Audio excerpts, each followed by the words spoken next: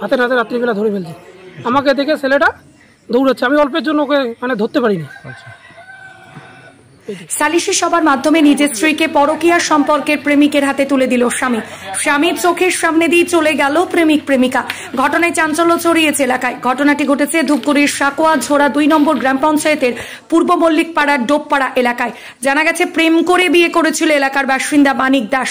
বিয়ের পর তাদের এক ছেলে সন্তান হয়, কিন্তু বিয়ের 4 বছরের মাথায় প্রতিবেশী এক দাদার সঙ্গে পরকীয়ার সম্পর্কে লিপ্ত হয় স্ত্রী। শুরু হয় সংসারে অশান্তি। এ নিয়ে মাঝে মধ্যেই সালিশি সভাও রয়েছে বেশ কয়েকবার, এমনকি ঘটনা আদালত পর্যন্ত গড়ায়। কিন্তু এর পরেও স্ত্রীকে ধরে রাখতে পারেনি স্বামী। স্বামীকে ফাঁকি দিয়ে প্রায় দিন প্রেমিক ভাসুর অবিবাহিত বাপি দাসের সঙ্গে দেখা করত স্ত্রী।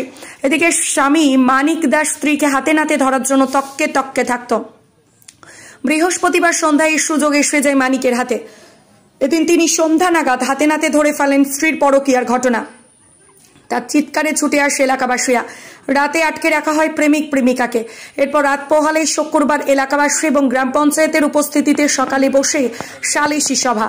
সভায় পরকীয়া সম্পর্কের প্রেমিক প্রেমিকা বিয়ে করতে রাজি হলে স্বামী সদিচ্ছে স্ত্রীকে তার প্রেমিকের হাতে তুলে দেয়। এ বিষয়ে কারা কি বলছেন শোনাবো আপনাদের। অনেকদিন ধরে দেখতেছি, আর আবার অনেক কিছু প্রধান পথে নিয়ে বসা হয়েছে। ওদের আবার এর আগে কেস কাছারিও হয়েছে, হওয়ার পরেও ওরা মানে চুপি চুপি আবার ওই ভালোবাসাটা করতেছে।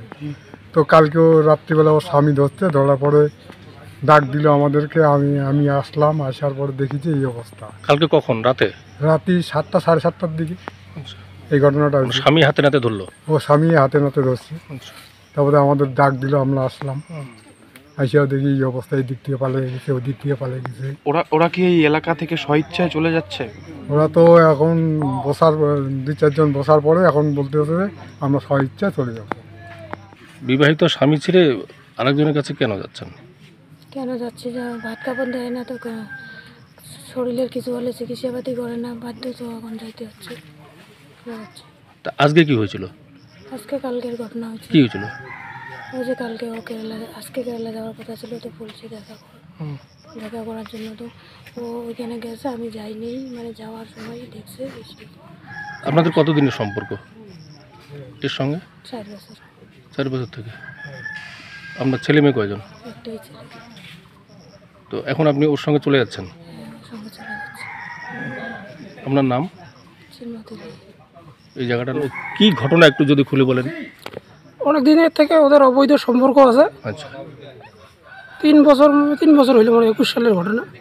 যখন আমরা ধরি ওদেরকে, ফোনে কথা বলতো, ইয়ে করতো, দেখা করতো বাস বাড়িতে, হিগেরে দেখা করতো। আমরা ধরে ফেলার পরে তো সালিশ মীমাংসা হয়েছে।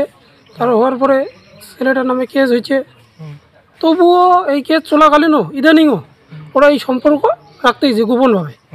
মোবাইলে কথা বলে, ওদের ফেসবুকে যে কথা বলে, ফেসবুকে ইয়ে পাঠায় কি ওগুলো সব আমার কাছে আছে, অসুবিধা নাই।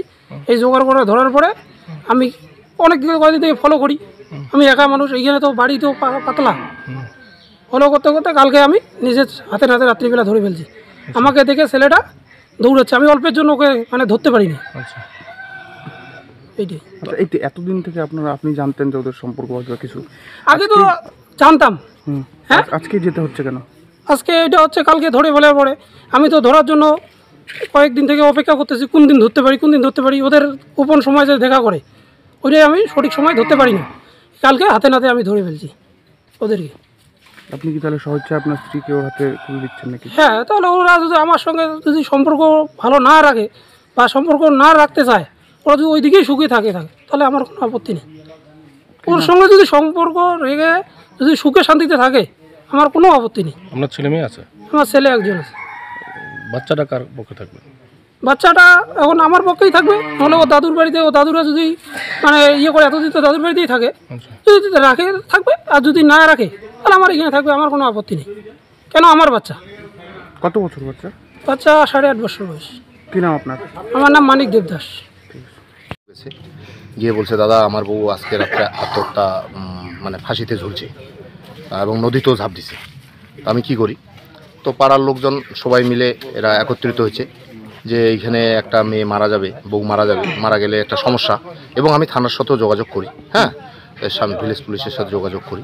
তারপরে এখানে যখন বসি তখন ওরা বলছে পুলিশ টুলিশ আমাদের কিছু কাউকে বলতে হবে না, কোনো প্রধান পঞ্চায়েত লাগবে না, আমরা পাড়ার লোকদের এবং আপনাদের সামনে আমরা কথা দিচ্ছি, আমরা দুইজনকে ভালোবাসি, আমাদের অনেক দিনের সম্পর্ক এবং আমাদের এই সম্পর্ক চলছি, আমাদের চালাবই, আমরা দুইজনকে বিয়ে করব, আমাদের কেউ রদ করতে পারবে না।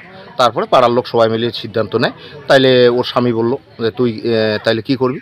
ও বউ বললো যে আমি আমার জিনিসপত্র যা আছে নিয়ে চলে যাব। ছেলেকে জিজ্ঞাসা করালো, ছেলে বললো কি আমি নিব, আমরা দুইজনই সংসার করব, আমার জন্য কেন ও মরে, তাছাড়া আমি ওকে ভালোবাসি।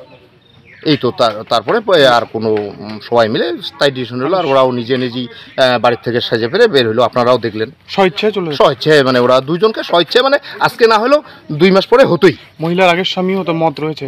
মহিলার আগের স্বামী কি, মহিলা ওইরকম বারবার এইরকম হবে, বাচ্চারে ধরবে, ওই নদীর পাড়ে এইরকম অবৈধ মানে সম্পর্ক ধরে, তাতে স্বামীরও মান সম্মানের দিকে, আর তাছাড়া বউ কিছু করতে গেলে আত্মহত্যা করতে যায়, ওর স্বামী নিজেই মনে করো অসুবিধার মধ্যে পড়ছে আর কি। তাহলে কী হয়েছিল কি, ওকে নিয়ে আমার কেস মামলা সব কিছু হয়েছে, ওকে নিয়ে আমি জেলও খাইটে আসলাম।